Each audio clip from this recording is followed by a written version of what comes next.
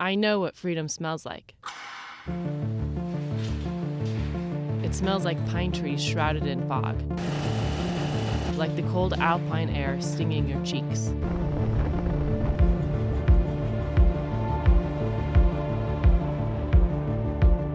I found this freedom in Washington, on the back of a Russian motorcycle, bound to a sidecar straight out of the Soviet era.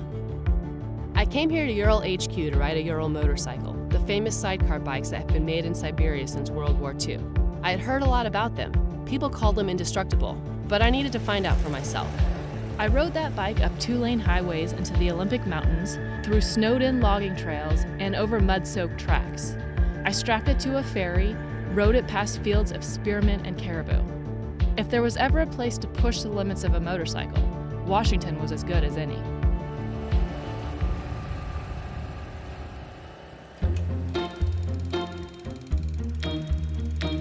Contrary to popular belief, sidecars developed before World War I. Originally built for bicycles, they were added to motorcycles by the early 1900s as a cheap motorized transport for multiple passengers. But after World War II, cars became affordable, which meant that people upgraded. Many sidecar companies went belly up, except for Ural. In 2000, a Russian entrepreneur named Ilya Kate bought the brand, kept manufacturing in Siberia, and moved the headquarters to Redmond, Washington, where fewer than a dozen employees devote countless hours to what they consider a passion project. There is nothing that makes me feel more connected to a machine than sidecar motorcycling. I don't know if it's the way that they handle, the basic raw design of a Ural. It's like the two of you are melding together to create this perfect thing to travel. Well, I mean, I wouldn't speak for people, but for me, it's that freedom. It's just kind of getting out there. It's the adventure. It's going to unique destinations and, being out in the air and just, exposed somewhat.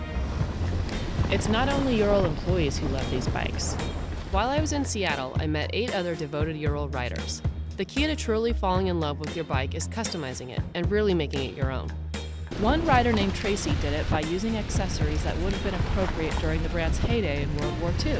It's been painted and kitted out so well that she uses it in war reenactments. You can be in a sea of 100 different Harleys and everybody wants to talk to the person with the Ural. It breaks the ice anywhere you go. You can't even stop to get gas without people running across the parking lot to talk to you.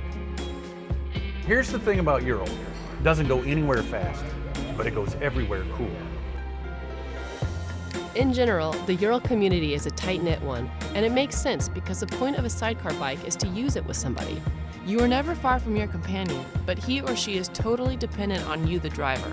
Whatever you choose to feel, he or she will feel it too.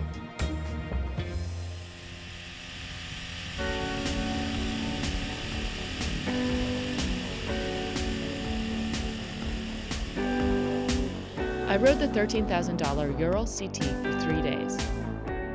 Riding it feels simultaneously more stable and wobblier than riding a normal motorcycle. You need strength to steer, and deceleration and cornering are lessons in physics. Instead of counterbalancing, which you do on a regular bike, you lean into the turn in order to force the third wheel down. It's liable to levitate on corners, which is fun once you expect it.